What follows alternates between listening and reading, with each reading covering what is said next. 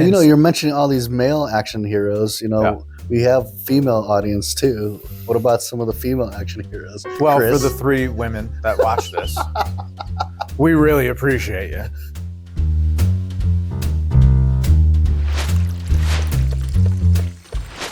Welcome to another episode of Don Draper's Den. On this podcast, we discuss branding and marketing. Now it touches so many aspects of our lives.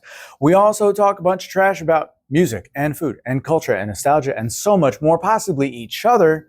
We hope that you're entertained. We hope you get some insight from 2 marketing professionals such as ourselves. I'm Chris, and this is Ernie. And in this episode, we get into all kinds of stupid stuff. Andrew Dice Clay, we got some heroes. Yeah, action heroes. Timothée Chalamet's ridiculous name. Yeah, I brought in the action heroines. That's right. You representing the women. Any of the women. Representing the women. What is masculinity these days? And The Rock. Being fashion forward. And your so much more. Your hatred for Timothée Chalamet. I just don't get it. But it's fine. It's fine. He's making money. Anyways, so we get into a bunch. We hope you enjoy it. As always, please like, share, subscribe, comment. We want to blow this thing up, and we appreciate your help spreading the word. Without further ado, pour yourself a glass, and let's get into this. All right, cheers. Cheers. Oh, man. Dude, do you ever see The Adventures of Ford Fairlane with Andrew Dice Clay? No. Are you serious? Yeah. I love Andrew Dice Clay. I love Andrew. Dude, really? Yeah, I love Andrew Dice Clay. It was like 1990. It was the same. No, wait. It was the same year. That movie came out the same year as the blockbuster summer movie year. Yeah. 1988. 1988. Batman. Like Who Framed Roger Rabbit. Like all of it. All those? All really? that. It was all going at the same summer. Dickory Dock. In fact, I think it was the same. It might have been the same week. Uh-huh. Anyways. Yeah. So he got crushed. He got destroyed. It's not fair to poor Andrew Dice Clay. But one of the most quotable movies. Yeah. I'm not going to do it here, but it's just every time I toast, for those that know, write it in the comments. So, but God, he was such a good character. Yeah. He's such a good character. Ed O'Neill's in that. Mm-hmm. From Married with Children. I didn't even know, right? I just thought he's Al Bundy. What's the name of the movie? The Adventures of Ford Fairlane. Huh. No, I just know him from a stand-up. Oh, so good. It's so good. Who else is in that? I'm trying to remember Gilbert what his whole thing that he would always say all the time.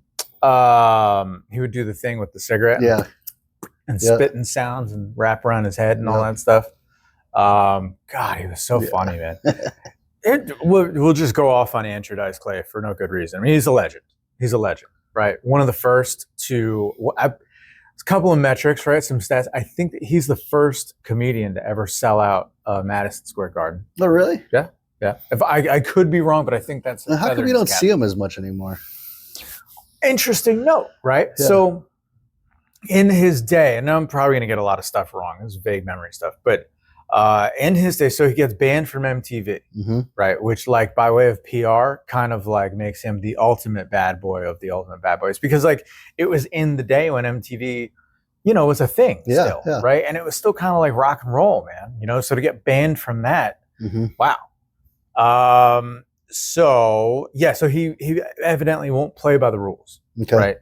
He's a bit cantankerous, as it were, just in general, right? As a comedian, other weird things about him is like, he's that guy, right? His real name is Andrew Silverstein, right? He started out. But he goes by Andrew Dice Clay all the time. He is the Silverstein. Guy. It was Andrew Silverstein, yeah. Huh. And he's like, I think he's like a New York native, right? Oh yeah, he has that whole shtick about him. The whole thing, but he came up at leather least jacket. But that's character though, right? Yeah. And he's a big guy actually. But he came up with like the likes of Gilbert Gottfried. There's a picture of Gilbert and him in that movie, right? But I think it's actually of them some 15 years before, like before he made it. And Andrew Dice Clay made it with Rodney Dangerfield. Rodney Dangerfield had his HBO special. Yeah. And that's where they hickory dickory dock. Yeah. Oh! And then a weird little note. Remember that song by EMF? You're unbelievable. Yeah. That's him. That's him? They sampled him. Brilliant. I did not know that. One of the best. So anyways, Andrew Dice Clay, amazing, hilarious. But here's the best part. This is why this guy, he's not just an epic comedian through and through. And he played any comedian that's ever like toured with him, you know? Yeah. He doesn't give a goddamn. He will be more than happy to burn his whole set time. Yeah. Just trying to get the back table of comedians to laugh. Yeah. Inside jokes, doesn't matter. So he's super cool like that to comedians. And he's giving everybody a chance. You know what I mean? It gives bring people all out, stuff like that. Anyways, so he gets he puts out some crazy record, maybe as a nursery rhymes or whatever it is. He does The Garden. You couldn't be any bigger. Yeah. Right? Especially for a comedian. You couldn't be any bigger. What does he decide to do? He almost kind of pulls a Bob Dylan, right? Because Bob Dylan in 60X, whatever, 3, 5, 8, something like that, puts out the definitive record, right? And it's like his acoustic voice of a generation. Yeah, yeah. Like, damn, right? Before Bob and after Bob kind of moment. Takes 5 years off, does Bob Dylan, because he just is like, dude, I got $5 million in the bank. I'm not upset anymore. I'm sleeping in silk sheets over here. Yeah. So anyways, comparatively, Andrew Dice Clay has this moment where he's like, sold out The Garden. I mean, Jesus, how much bigger can you get? Right, right. And of course, everybody's like, well, do another one. Get more nursery rhymes. I was like, shit, let's keep it moving. Yeah. You know? He's like, no. So I think it was Rick Rubin. I could be mistaken. I think it was Rick Rubin, famous music producer. Yeah. Is in the business of producing everything. And I believe it was his idea to record I think it's dual CD album, The Day the Laughter Died. Bro. It is 40 minutes, 50 minutes of Andrew Dice Clay at the height of it. Yeah. People came out with the expectation. The girlfriends, the wives came out like, oh my God, he's so nice. All that horse shit, right? Yeah. He doesn't do any material at all. Intentionally bombing. Intentionally not funny. Gets off into some weird like linguistic stuff. He just starts messing with words, saying them backwards. It's crazy. Yeah. By the end of it, like if you listen to the whole album, as I have, by the last third of it, you're laughing at the total absurdity of it. It's the craziest move, man. Like it's just so punk rock that guy had balls enough to be like, money, fame, I don't give a shit at all. I'm going to put this ridiculous album out. So anyways. How did it sell? I don't know. Was that the end of his career? Did he just bomb? No way. No, it was. I don't hear from him at all. He's done. He's gone. That's a mighty long time ago. Yeah. Man. I mean, it was, that Dangerfield special is like 85 or something like that. But you're still seeing some of those old comedians still doing their stuff. I mean, sure, but they played ball, man. Like Seinfeld, is from that day, and it was just a long time ago. Yeah, that is. He's in his early 70s now, I think. But the last point on him that I find interesting is that like you've seen cats in character. Comedy's easy. Picture guys in character. Okay, Bobcat Goldthwait, right, from Police Academy, doing his crazy thing, right? Eventually, he just kind of killed it. He's like, I can't do this shit forever, right? And like, oh yeah, he talks normal. And then you see him in with Johnny Depp. What's that movie? Blow, right? He's like, I can't feel my face. So Bobcat, Emo Phillips, if you remember that cat, had like a weird affect to how he spoke, and it was funny for a minute, but it was very 80s, just very niche. That was his only shtick. Yeah. And then there's a couple other people that like that was their thing, kind of Gallagher-esque, smashing a watermelon, and it's like, all right, you're welcome out. Yeah. And so so that's their character. They abandoned it. And it's like, now I'm doing this thing over here. They're a writer, a producer. God bless them. They made their money. Anyways, Andrew Dice Clay, dude, he had other bits. Like he had other things he did. And Andrew Dice Clay, the Dice Man, was just one of any characters. Interesting. But he became 100% all the time. Yeah. If you see him buying furniture at IKEA, he's got the gloves on to this day. Yeah. He's got the hair slicked back. Like, it's just wild, man. What a wild thing. But yeah, he's kind of a comedy. He's a legend for sure because of what he accomplished. Yeah. But if you really dig in, like it's pretty cool, man. Yeah. Pretty punk rock. Yeah, I don't know too much about it. I remember watching his that I think it was that Madison or whatever you said. Yeah. That show. Madison Square Garden. Yeah, I saw that one when I was a kid. Yeah. But ever since then, occasionally I'll hear people reference him like in stories. Like, I remember a time when Dice was over here. But like other than that, in interviews, I haven't really seen much of him. There's some weird interviews too because he doesn't party. You know, I think he might have had a drink or two his whole life. Yeah. You know, he doesn't do drugs, nothing like that. So like, he takes people on the road, and I've heard like Jim Norton and all kind of folks that are probably, roughly in their 50s-ish now, 40s-ish now, right? That he's taken on the road and blown up their career. They're like, I hung out with Dice, and like we bought like furniture. Like he had me like laying down and trying out the bed. So not the kind of rock and roll stories you would think, but anyways, The Adventures of Ford Fairlane. Go support Andrew Dice Clay. Never watched it. One of the greatest movies. Kind of a strange take on the hero is because he's a rock and roll detective. I like that kind of a wacky little take on the hero. There's some other obscure movies, man. Again, I'm on that free YouTube movies thing. When was the last time you saw Hot Shots Part 2? Oh, no, I didn't. I never watched Hot Shot Part 2. I watched the first one. Yeah. Yeah. A long time ago. Yeah. I know the cover art of it. Right. But I never watched the whole thing. I shoots the chicken at the guy. Out of the boat. Interesting note on him. Charlie Sheen, right? Obviously took a turn for the worst. Right? Yeah. Talk about bad PR. Jesus Christ. Just running it into the ground. But before all that, right? He did Wall Street. He can do comedy. Awesome, right? So for that, for Hot Shots, he actually got in that shape. They were going to be like, I guess, give him a suit or whatever to try to figure it out. He's like, no, I'm really going to get jacked. So big commitment for that guy. What other movies, man? Major League. When was the last time you saw that? Oh, a long time ago, but that's one of my favorite Charlie Sheen movies. It's so good. Yeah, Major League. That's so good, man. Yeah. I like that one. Not much of a guy to look up to these days.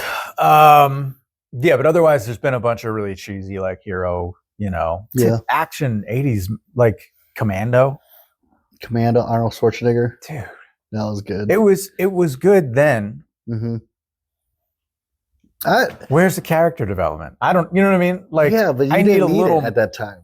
Like, perhaps. But Arnold Schwarzenegger could do no wrong. He had that run where like everything was good, from the Predator to the Commando to the what was the red something? He even did Twins with Danny DeVito.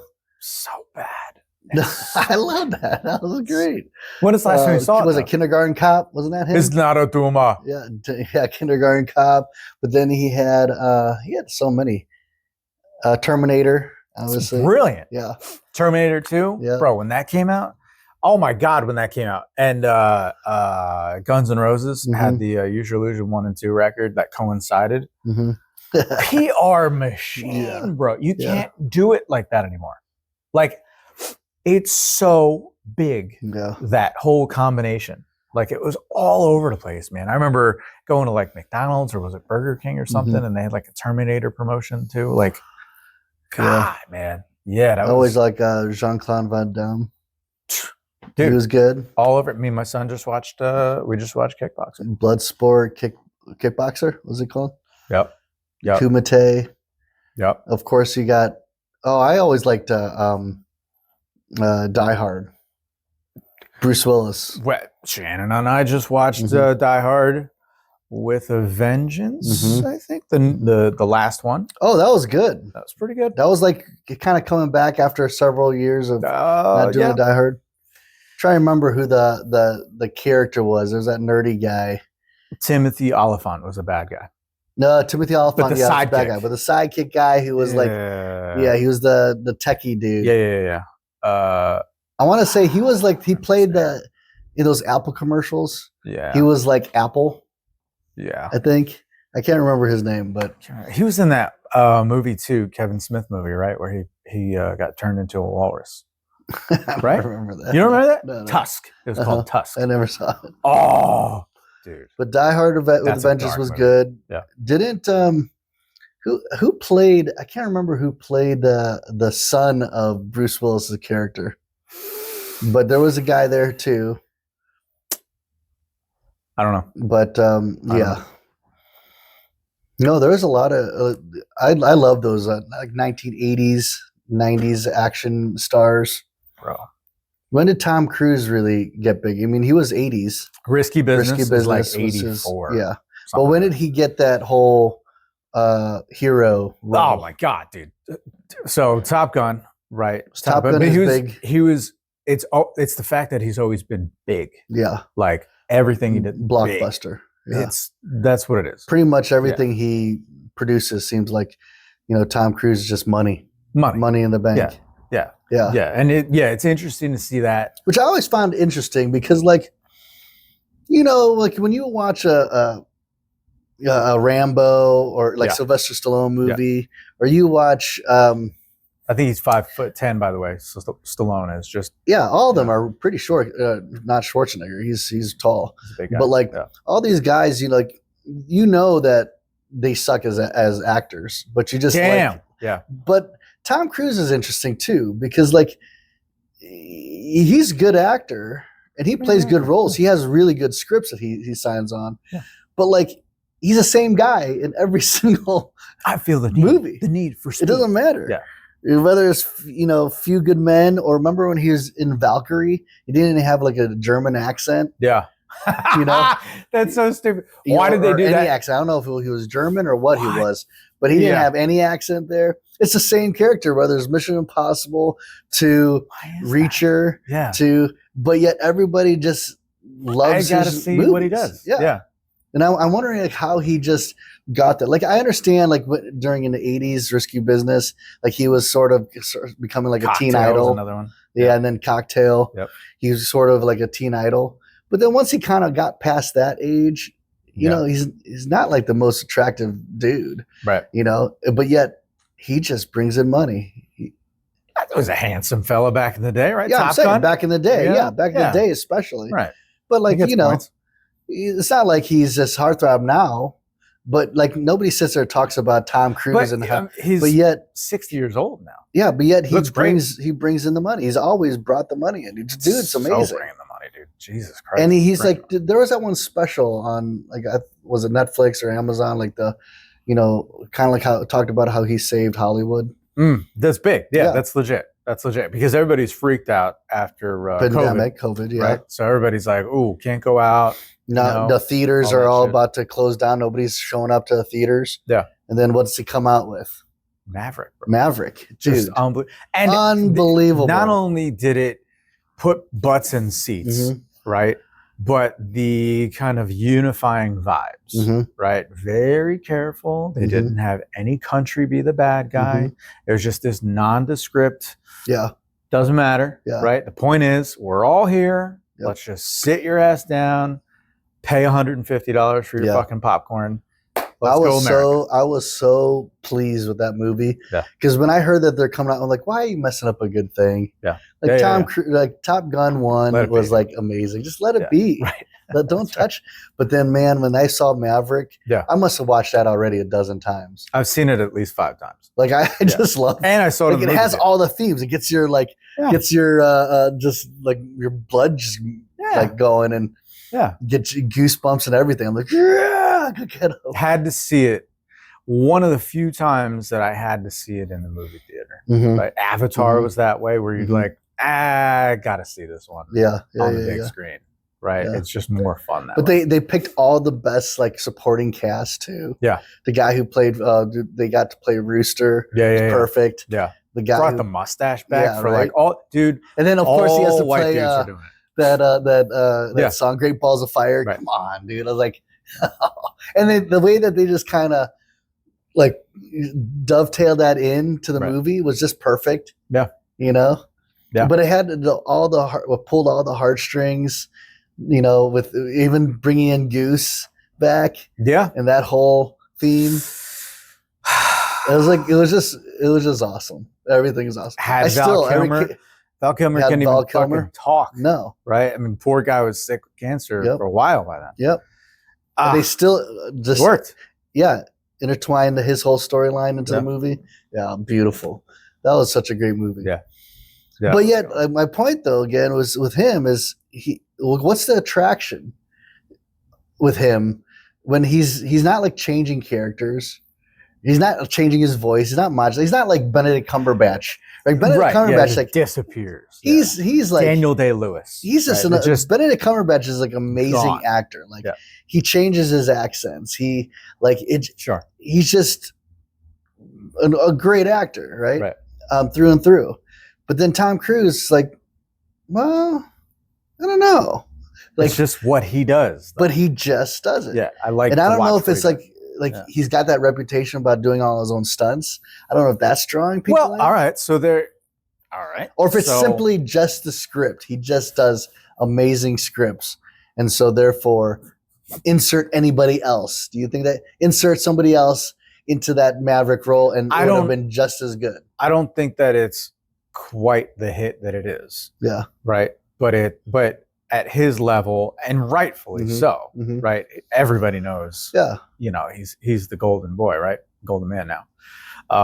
And so he's getting the best scripts anyway. Yeah. And he's getting people that help him pick the very best. You know, so that machine works very well. But no, I think that like it would have been damn good. Yeah. But when he does it, nobody's gonna do it. It just does it different. Right? It's just a different. Yeah.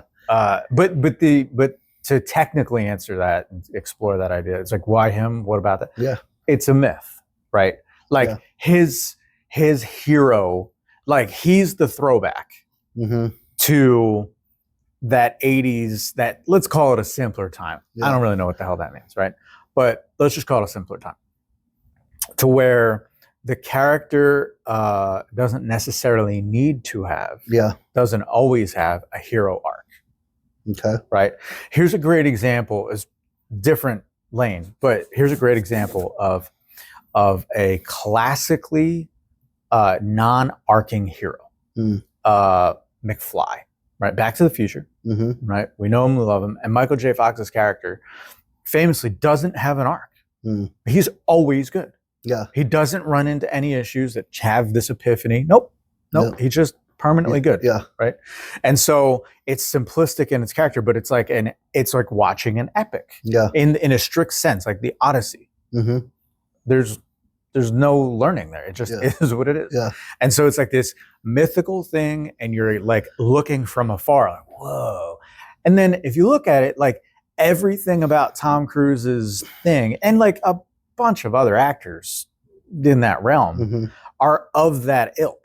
Right, they're all like mythical to a degree. I know Tom Cruise has stepped on his own dick a couple of times in interviews, but for the most part, it's like old Hollywood, where it's like only a limited amount of interviews. We've controlled this brand narrative that is Tom Cruise, and it's all very measured, right? But the point is that it keeps him over there. Yeah. Right. And so the myth around, like, I heard he does his own stunts. Nuh-uh. Really? Oh yeah, dude. He was training for this. He can fly his own jet. Get the hell out of here. He flies a jet? Yeah. What? Yeah. And you know what I mean? And he looks great for now approaching, being an older every man. Time I watch Tom Cruise, I always feel guilty. Like, damn, I'm out of shape. Like, this guy's looking that good, doing stunts, and he's like, every movie he's sprinting.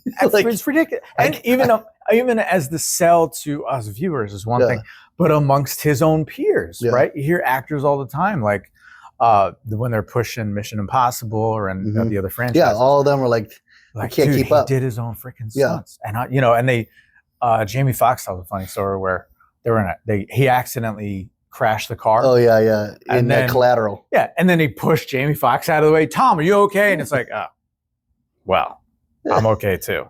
Shit. Obviously I'm not the star. Yeah. So anyways, but yeah, it's like, that's how, technically speaking, they've created like, oh, okay, that's a myth. Yeah. Right. Yeah. That dude's a hero in that sense of the word. Right. But that's not everybody. I mean, it doesn't work for everybody.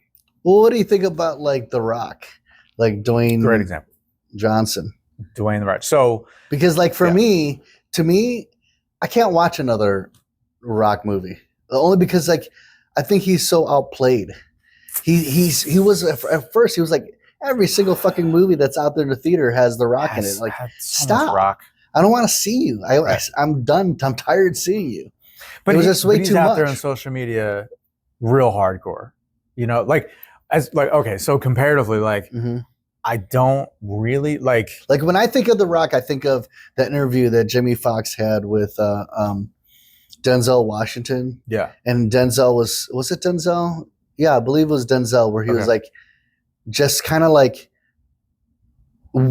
don't keep doing movies. Like kind of wait for the right script. Yeah. It was sponsored by an alcohol. Yeah. Right. And like a small. Yeah, I know exactly what you're talking about. Yeah. But he was talking about, and then James Fox was like, oh yeah, that's the trick. Like, don't see some of these younger guys are just constantly put out movies. There to be out there. Like make them want to see you and wonder where you're at. And then all of a sudden, boom, you do a movie with a good script.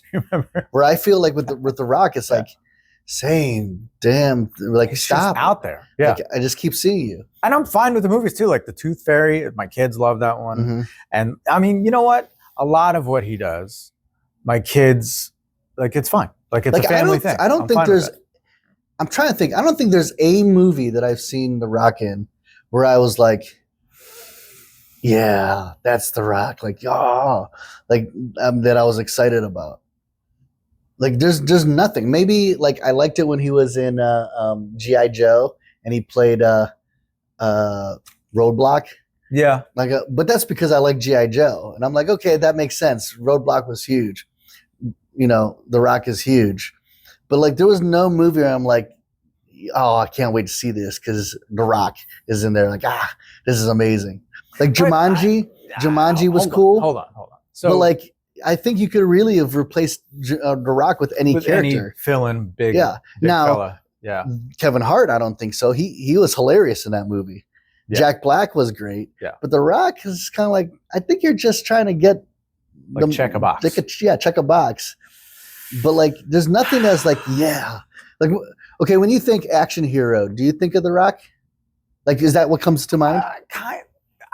Hold on. Wait a second. I mean, I think of because it's a different look. Jason Statham before I think of The Rock. Different, like if it's food, right? I want to talk about eating The Rock, but anyways, if it's food, it's like I don't know. There's something like you go into like Morton's Steakhouse or something, or there's like aged meat somewhere. Yeah. You know what I mean? There's something like that. Don't know where you're going with this, but whatever. I was just saying. Think of like the hero, right? Think of like the Tom Cruises and the Stallones and the characters they portray are like superhuman. You know what I mean? Just seems like nobody can do that crap. Yeah. Not to say that The Rock is playing 100% authentic, real humans. Anybody could do it, kind of thing. But he's over here in accessibility, and his food, if he was food, it's like pretty good. It's not the best. He's like fast food, in my opinion. It's like high quality fast food. It's like Chick-fil-A, where I'm like, that's a good chicken sandwich. Always a good chicken sandwich. Yeah, but like, right? I'm fine with that. But he played that superhero for a DC character, Black Jason, Black Johnny. Black Lightning, Superman. He's a black Superman. Black Hammer, White Lightning. Shout out. Major League 2. Sorry, we should know this. Black Adam. Yeah, Black Adam. That's it. Yeah, that's it. Not memorable. Like okay, but I think like he's done so much output. Yeah. That like my brain doesn't go to one particular character. Like when I think of the Superman, what's his name who played Superman? Guy. Yeah, like I think of him for some reason. Henry Cavill. Yeah, like when I think of Henry Cavill, I think Superman, right? Witcher, That's the guy. This dude's a stud. Yeah. I think of it when he was in Mission Impossible, I believe, and he's like reloading his guns, his fists. Right. Like, it's memorable. Yeah. Right. The Rock just everywhere. What are you, dude? Everything. I mean, that's my critique. I mean, granted, he makes millions. I understand The Rock. Like, he makes at one time he was money. like number one selling or grossing actor. So of course he's doing something right. I'm not downing that at all. Right. The dude's amazing. Right. But I'm just talking about the Rock in terms of action hero. Nothing sticks. He's shotgun approach, right? So Tom Cruise and that ilk. Heroic, mythical, right? That's the sniper bullet, right? That's the one movie, but bro, gotta see this movie. Yeah. Gotta see it. You gotta see it. And you freak out when you see him go, is that Tom Cruise? Oh, shit. Right? But The Rock, not as big as he, like literally as big as he is, but as big of a personality and all celebrity as he is, I feel like, hey, Rock, what's up, man? I can make that move, right? I don't feel necessarily like I'm going to get the same treatment. Nothing against Tom Cruise, but it's a different vibe because Tom Cruise isn't doing that social media. There's a whole different animal in social media, right? Yeah. The Rock has made his bones on social media, right? So I get to see his workout. I get behind the scenes. Yeah. He's approachable. Here's another bit. He's the everyman, and there's a certain vulnerability to his characters, I will say, right? So like, some of his characters are like, they got the drinking problem, they got the divorce thing happening, they're the single parent kind of thing. You know what I mean? So it's not like, everything's perfect. And by the way, I'm going to save the world. No. Like, made a couple of missteps myself, right? So there's like this added level of vulnerability, which is a bit of an everyman. Yeah. Right, so he's got that everyman thing going, right? And his accessibility. But on the topic that you brought up of action hero, I still can't think of an action hero role that he played. Like, I could think of a lot. I know what you mean, but nothing sticks. Yeah, he's like, not Sylvester Stallone, Rambo, Rocky. Yeah, all day. The what's Marion Cobretti from Cobra. Indestruction. What's the one where he got all the heroes together? The Expendables. Expendables. Yeah. I should have let you go. The indescribable shit. I don't know. Expendables. Yeah. Awesome. Like, great. Awesome concept. And each one of them, by the way, notably the best scene, by the way, was when Chuck Norris came, where they're like pinned down and all of a sudden, bro. And then he just walks out, does his little Chuck Norris joke, and walks away. Come on. That's fucking was legendary. That the best part? Was that the best part of it? That's when I shut it off. Expendables 3 was like, all right, until Lone Wolf McQuaid just decided, like, hey guys, I just happen to be in some obscure Eastern Bloc country. That was the best, dude. All right, bye-bye. That was the best, dude. Come on. Living legend. Legend. I'm not saying he's not. Don't even try to down Chuck Norris. I'm not even saying Don't even try to down Chuck Norris. I'm just saying. Whenever I'm down, I just read Chuck Norris jokes. You can't. It makes me so happy. When Chuck Norris does push-ups, he pushes the earth down. Like, wouldn't that be awesome if, like, that's what you're known for? So good. I mean, talk about myth. Yeah. Right? His myth is so big. He's reading his own Chuck Norris jokes. It's unreal. I love it. No diss on the man. He's great. And by the way, a legit fighter. Like, he could whoop that ass in his prime. I don't want any of that. Texas Walker, dude. Yeah. Yeah, but like that's what I'm saying. Action heroes, right? You when you think of certain actors, certain roles come to mind. What are some other action heroes that are really good? Well, I said Jason Statham. Like, I love his movies. When a Jason Statham movie comes out, I gotta watch it. Fun. The Beekeeper. I watched that with my son. Beekeeper was so good. Yeah. I liked. And by the way, he's kind of low IQ. Was it Transporter? I think so. Wasn't he in it? Maybe, sure. But anyways, it was a good movie. I remember that standing out when I watched it. Yeah, man. Yeah, and I like. So, I loved the Red. Do you remember? Have you watched Red?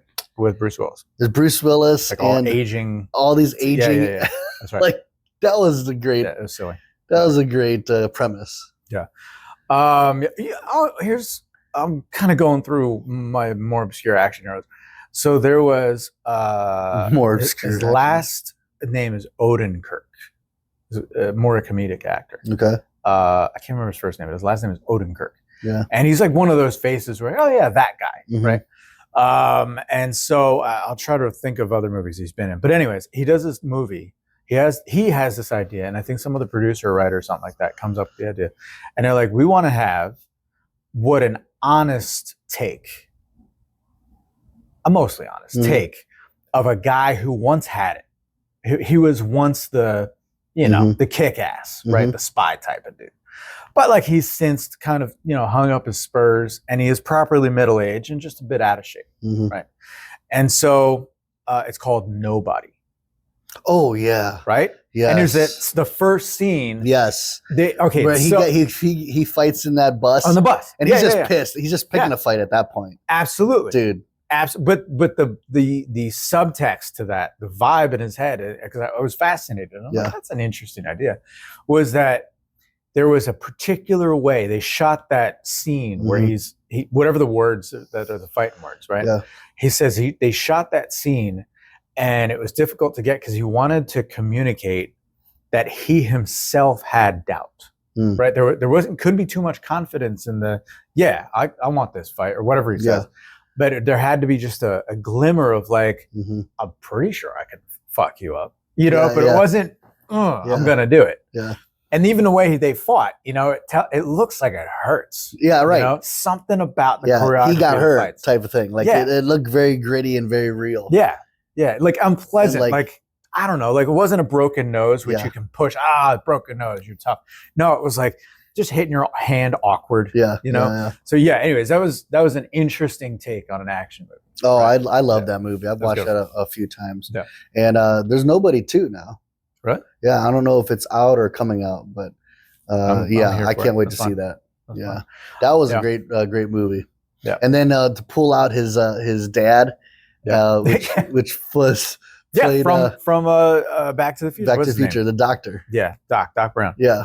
Which, by the way, I don't know how old he is. Yeah. Right. Every time I've seen him, he just looks old. He was Uncle Fester. He was in Back to the Future. That's 1985 when the first movie came out. He just always looks old. How old is he? That's weird. It's like Morgan Freeman. He just looked old since forever. He was in the children's show. What was it? Was it Great Space Coaster or something? He was in. I don't remember that. I just watched Lean on Me, Great though. Space Coaster as a kid. Never saw Great Space Coaster. Here we go. Great Space Coaster. Come on. Never seen it, man. You had a lonely childhood. It was a deprived child. I don't even know. I was watching Texas Chainsaw Massacre, bro. I was But I don't know if he was in that one or not. But anyways, I know he's one of the children's. What am I? I'm thinking hero. Okay, so hero movies. So all right, here's Denzel Washington. He's definitely. But The Equalizer. Yeah, that's only now, or fairly recently anyway. It's like 3 Equalizers. I don't know. It feels recent. Yeah, but I don't know. Denzel always hits me as more of a blockbuster drama. Yeah, right. It wasn't like Training Day, but not really. Training Day. That's when he. I mean, he got an Oscar for that. Yeah, he got an Oscar for that one. I'm shocked. But when I saw one of my favorite movies is Philadelphia. Yeah. With him, Tom Hanks. I mean, just the opera scene where Tom Hanks is walking around with a goddamn IV drip medicine, and he does the scene, and then the direction on that, and the filmography on that, cinematography where they've got the red lights and the single light. Uplit with and he's explaining what's going on in the opera. Yeah, he's dying of AIDS in the day when it's a death sentence. I mean, just gets me every time.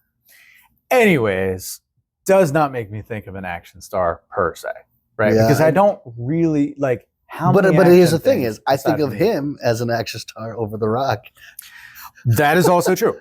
Equalizer. Yeah, Equalizer. I go for that first. Awesome. Yeah, love it.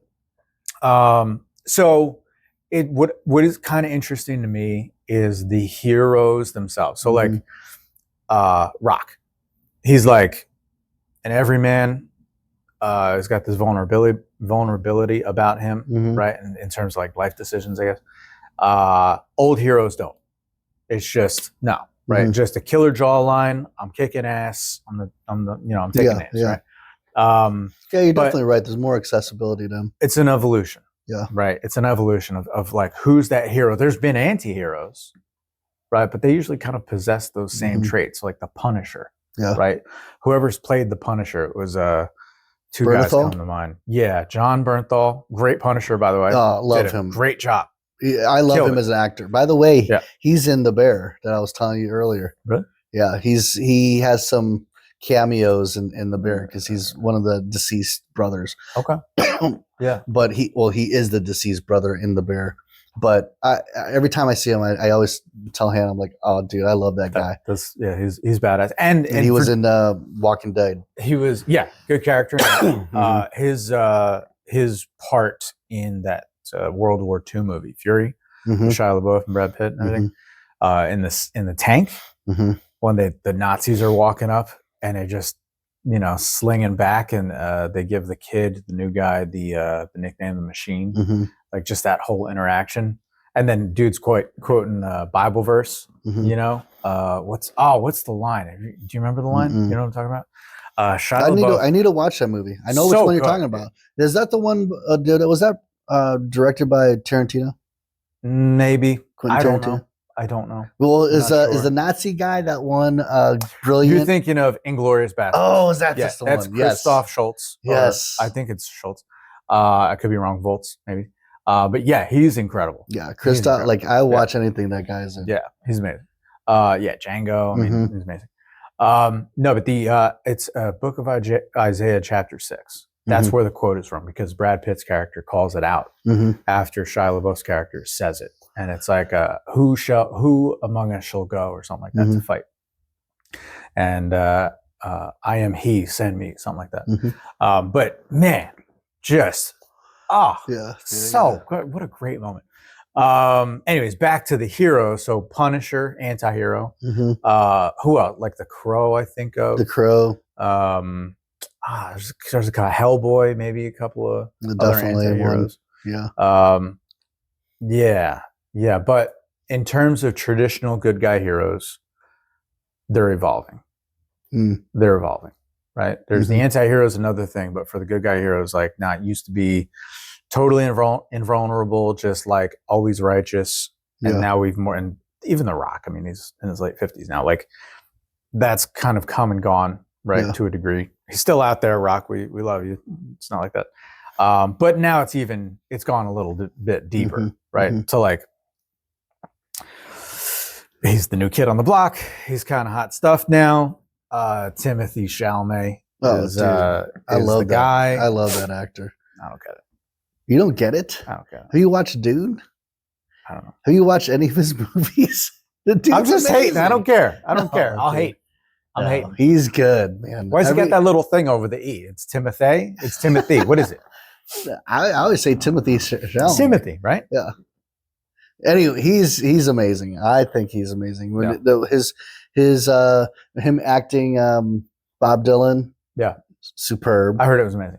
Superb. Yeah. Right. The storyline of the biopic part wasn't as interesting as Ray and Jamie Foxx, his acting in Ray. Yeah. But his role and him playing it was brilliant. He's had like I said, the Dune roles, the Wonka, the kids, like, he's the up and coming. Dynamic. He's dynamic, man.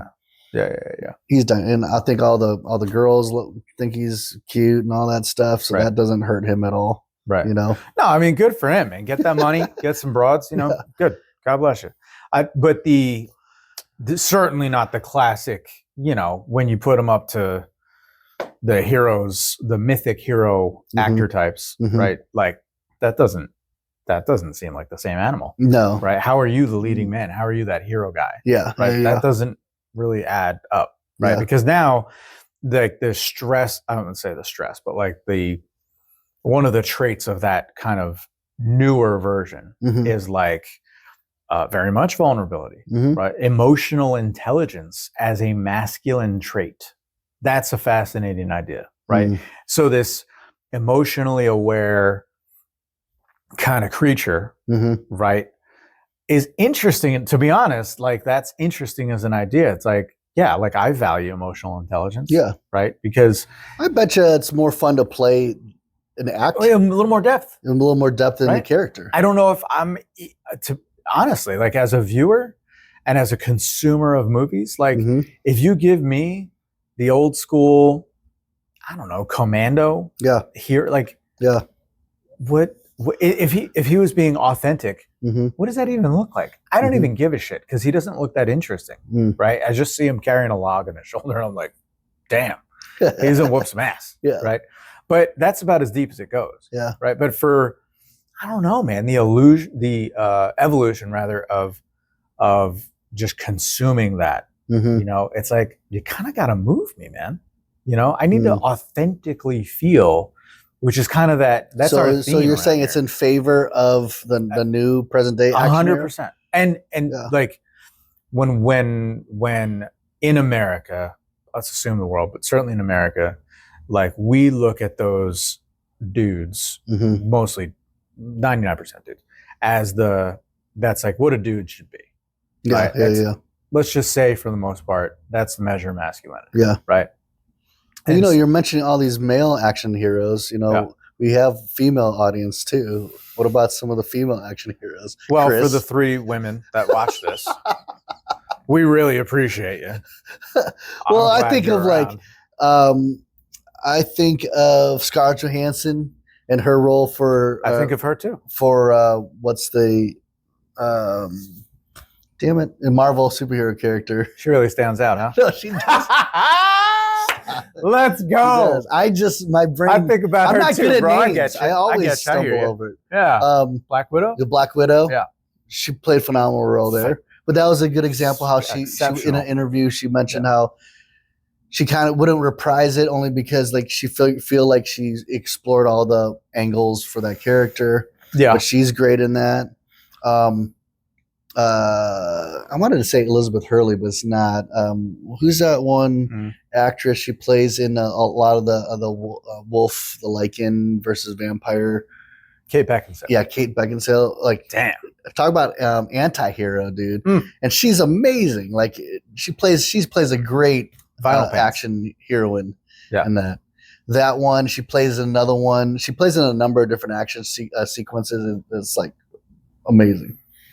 Yeah, she's good. Yeah, I mean, you know, sure. Like, what? Sure. What about She's good. Know, so they're great, but the depth, the character. I don't know. Yeah. Right. Colombiana is one, a little more off the beaten path. I don't remember the girl's name, honestly, but the character, very cool. Yeah. Right. If you want to talk about women, Colombiana, she's the one who was also in Avatar. Yes. And she was in all the Marvel movies. Yes. I just what is her name? Yeah, I know what you mean. You have your phone? Pull it up. Because it's worth mentioning her because, interesting story, she is like one of the only actresses that has been in all like 3 major most grossing movies of all time. Hold on, let's see what her name is. I got it. So she's definitely worth mentioning. Zoe Saldana. Yeah. Yeah. Dude, she's amazing. She played Gamora in Infinity, the Avengers, one of the highest grossing movies. Right. It's not the highest grossing movie.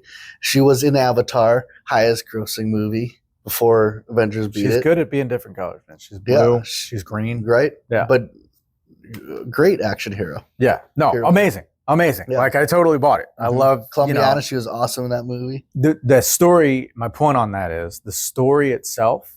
I don't know what it is, but when a woman goes out and she gets back, like a revenge story, particularly women, right? They got done wrong. I'm thinking of there's a horror movie, classic horror movie, dude. I Spit on Your Grave. You remember that movie? It was made in the 70s. It was remade in like 2010s-ish, something like that. Maybe it was made again and again, but I don't know.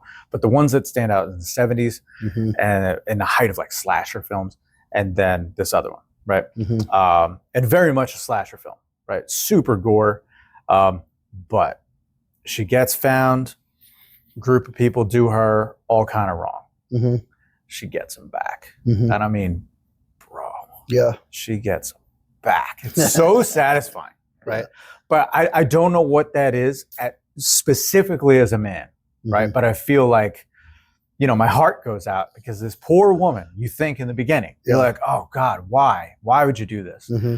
And then you're just rooting the whole time. You're like, God, you got to get these bastards back. And so gets her back. It feels so good, right? Mm-hmm. And it's a weird, there's a lot of slasher movies like that, actually. Yeah. You know, it's always the woman that has that kind of virtue.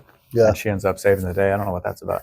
So yeah, definitely I would throw that in the hero. Mm-hmm. Because it's a female version. Mm-hmm. And I'm thinking of this right now on the spot, but it's as if it's a female version of a traditionally masculine role. So what I mean is it's like the female version would be more of a perseverance, right? This weird, like hell-bent determination or something. Mm-hmm, you know what I mean? It's just a different vibe.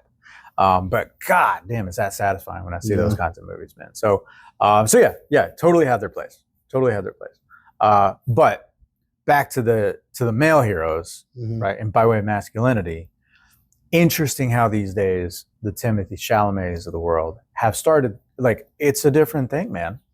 Right? We don't have to be chiseled jaw, jacked to the nines, and you know, fighting freaking triceratops with our bare fists or whatever. Like, we can be actually vulnerable, right? One thing I saw as a compliment to Timothée Chalamet was he's fashion forward. What? What? What are you talking about? So he knows how to dress. Okay. He's not wearing the same. Same zip. There he goes. Go ahead. Not wearing the same fucking zip. Go ahead. I'm only representing the company. Go ahead. It's the same one though. Same boots. And same boots. Same pair of jeans. You wouldn't know. That's just called fashion backward. Fashion stability. What? We're strong in our brand.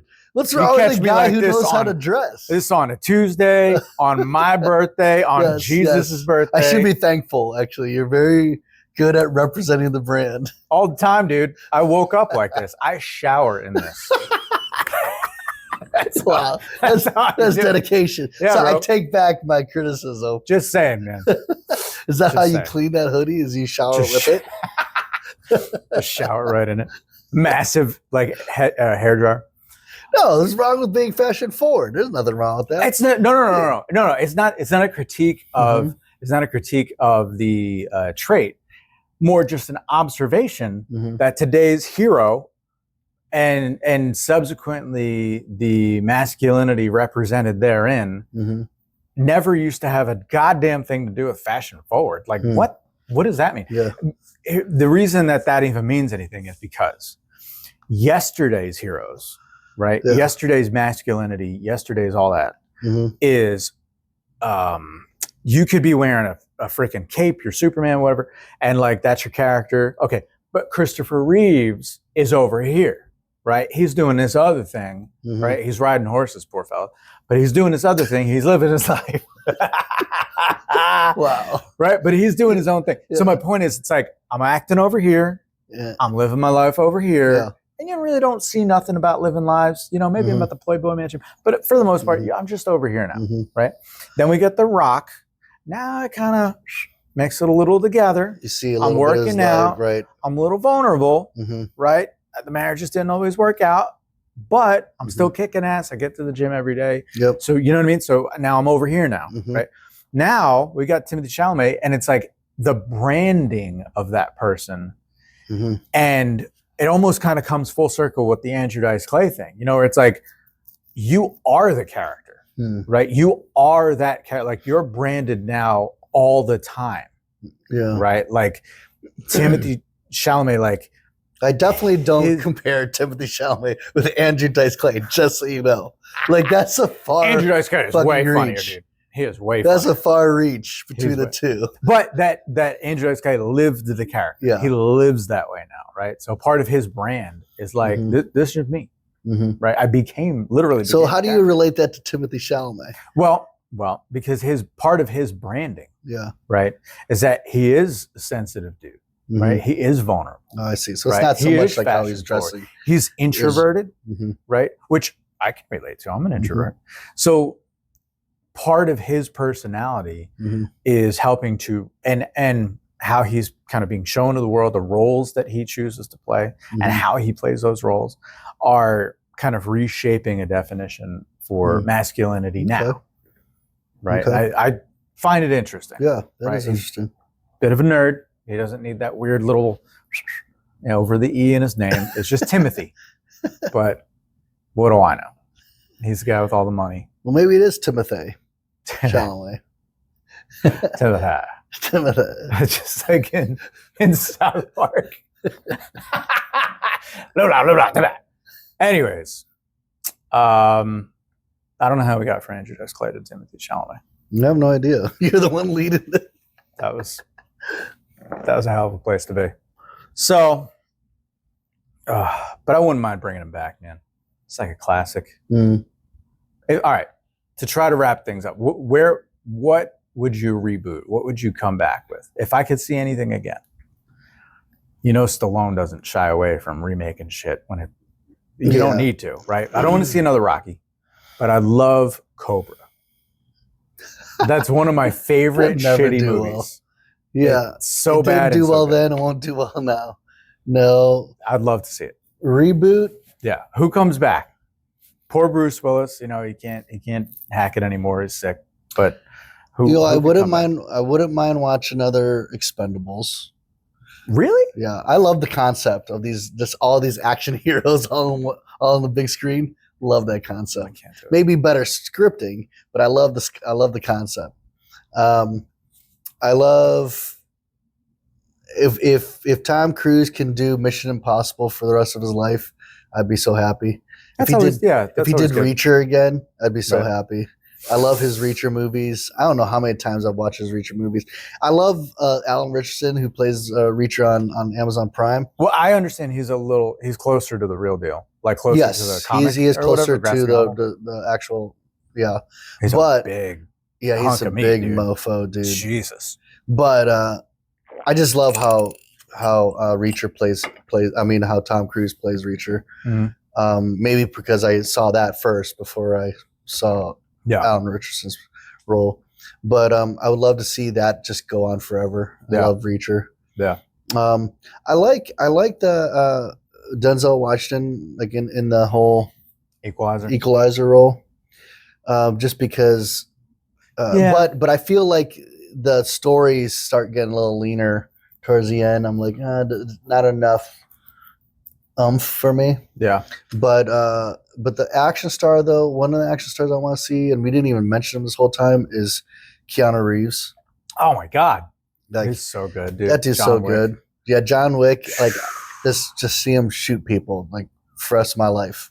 So I just love seeing like and it's not only that, but like his whole personal life too. Like he seems like just a really good dude.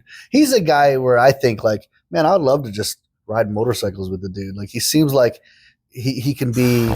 I can just ride up next to him and be like, hey, what's up, man? Yeah. And let's just ride. Yeah. Like it's a normal down to earth dude. He has the best line from David Letterman, I believe. Ooh, a late night character of some sort. Let's just put it that way. It wasn't Letterman; it was somebody else, Kimmel or something. And he's asked, well, the end of the interview, it seems like there's a bit of a lull, right? And the host is looking for a way out. Jokingly, as per the weight of the movie he was pushing at the time, he asked him some really deep question. He said, Keanu Reeves, what do you believe happens after we die? And Keanu kind of sits back. You know, there's a bit of a laugh in the crowd because it's such a don't get deep. It's just a movie, you know? And Keanu, he sits back for a second and pauses. He says, I don't know, but I know those who love us will miss us. Yeah. Bro, you know what I mean? And just hushes the crowd. All the women are just like, oh, there's heart popping over their heads, I'm sure. You know? Yeah. But God damn, like if that isn't a sign, right? Interesting you bring him up because he is the classic action guy, but he's always been kind of a little quiet and brooding, I guess would be a good word for him. Yeah. Seems certainly very introspective. I know he writes poetry. He's a musician, right? He's got an obsession in motorcycles. He really loves the craft of making motorcycles. He's a very interesting individual, right? And then his personal life, I mean, unfortunately, he lost his family or whatever. And he gets married late in life, you know, but like just very measured as a man, you know, and very stoic, like very yet quite approachable, right? Doesn't roll with an entourage. I know what movie I want to see again. I want them to keep on making Kingsman movies. I love Kingsman. Oh, the English. Yeah. I love the Kingsman. I love everything about it. Yeah. Okay. I love storyline. I love the cheesy spy bits. I love everything about that. I would. It's not quite on the hero tip per se, but Guy Ritchie, who directed Snatch, Lock, Stock, and Two Smoking Barrels, The Gentleman, dude. And he tried his hand at other kinds of movies. Don't do it. Don't do it. Keep to the English gangster movie. By far, my favorite. I love those characters. Anybody with a Cockney accent just talking shit cracks me up. I love it. I'll take those forever. There's so many different action movies. I think I do enjoy a good action movie. I can't get Hannah to watch many action movies for some reason. She doesn't like to shoot 'em up stuff. She like her gauge of what type of movie or show she watches is whatever could help her sleep. That is outrageous. Right. What do women do that for? Right. There's not a one. So like, oh, let's watch this movie, and then like, and inevitably, at 15 minutes in, she's gone, and I'm like, I got to make that decision. What do I do now? Do I keep watching it, or do I stop it? But if I get mad because you watched it, but you didn't wake me up there. No, you got to stay awake. Right. But if I stop it, then it's like I only watch it in like 15-minute increments, right? So then what I just opted to do is I'll just watch the whole thing, but then I'll watch it with her. You know, but then inevitably she's like, well, now that you watch it, I don't want to watch it. You ruined it. You ruined it. Now it's your fault. But I'll watch it again. It was well, so maybe good. You should stay awake. Right. Maybe stay awake next time. Yeah. Or I get the classic, you know, Shen passes out, right? And so she's just, you know, sleeping away and watch the movie. And then it's like she fell asleep at like the end of Act 1 in the movie. And now wakes up at the middle of Act 3, like, and now I got to hear the questions, right? Oh wait, who is this? What happened? I thought this. So you got to pause it. Okay, I'm going to stop it so I get to brief you on everything. Right? God, man, it might, you know. So inevitably, that's why I watch what she likes to watch when she's awake, right? And then, I don't mind. Comedy? Is she comedy chick? Yeah, I mean, like she would love to watch if she could watch New Girl or Friends every day on rerun, just every. Like, what a nerd. Because it just allows her to sleep. Right. Okay. And also, she's watched those series so many times. Wallpaper. It's wallpaper. At that point. She's like, oh, that's funny. Fall asleep. You know. So she could watch Ghost Adventures. She'll watch Ghost Adventures all day long if I let her. They like never find a fucking ghost. Anyways, what if when is it Hallmark time in your house though, dude? That's what I want to know. Dude, that's for another episode, man. I could spend a whole episode talking about Hallmark movies. No, listen, Hannah gets to be continued. Hannah gets paranormal shows, ghost shows from. She could get that from September to December. After December, it's Hallmark-related, Hallmark-esque shows and movies for me from December. When's football season? Oh, that's around then, too, right? That's from December till, mid-January. Okay. I'll watch my Hallmark movies. Hey, they never find a freaking ghost. The vampires, is it just ghosts? Is it UFOs? No, she doesn't really like the alien stuff. No, she does, like the guy with the hair. Remember the Greek guy with the big hair? I think that's too like unrealistic and fantasy for her. But paranormal stuff, sure. Oh yeah. Same with me. She got me hooked on paranormal stuff. I've experienced so much paranormal stuff that you cannot. I know you cannot. You can't. Shake belief. Persuade me otherwise. Yeah. All right. No. Possess me. Go ahead. Don't do that. Possess him first. No. See, why are you doing this? Stop. Dude, that's my favorite quote from the Interview with the Vampire. Don't invite that energy here. The Interview with the Vampire, the line is, I've never seen a vision nor learned a secret that would damn or save my soul. Yeah. That's my favorite line. Don't bring that juju here. Start burning, you gonna burn a cigar? Yeah, I'm gonna burn incense. Oh man. No, man, I've experienced too much. All right. Oh, what if it's the idol? What if it's the horsehead idol? Oh, it's come haunting us in our sleep. That's funny. That's funny.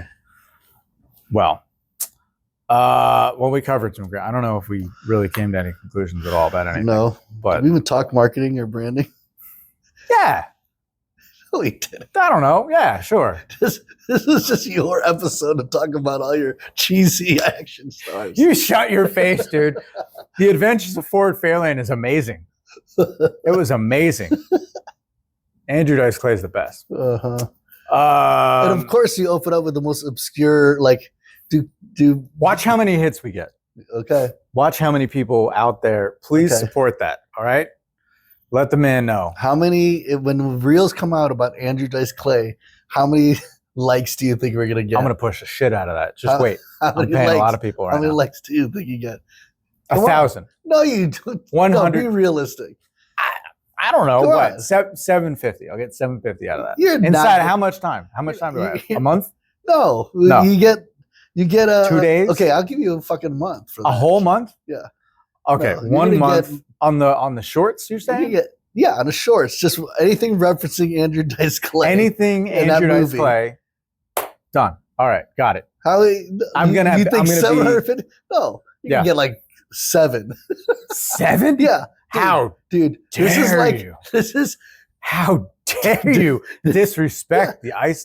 No, I think he's great. This is almost similar to the whole wager or whatever you and Shannon had about like your Tinder likes. Dude, okay, that was outrageous. That was totally outrageous. No. Dice Clay is going to get more likes than the model swipe rates that you got on Tinder. Lurking ass bitches. They are lurking, dude. They are lurking in the rafters as we speak. Stilettos on, bikinis, and Starbucks cups. You're like, ew, how tall are you? Only 5'6"? 5'6". Got it. Done. 5 left. He's the winner. Left. Swipe left. That's a 2016 Ford you're driving? Let's go. Sign me up. I got to see the photos you had on your profile. That makes all the difference. They were off Facebook. You're like carrying an axe on one. Dude, I'm dressed. No, I'll tell you what they were. They were all modeled after my favorite action hero poses. Carrying like a log on my shoulder like Commando. Had the America shorts, boxing gloves. Mm-hmm.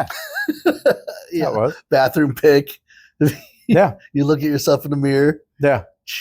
Dude, that is classic. That is classic.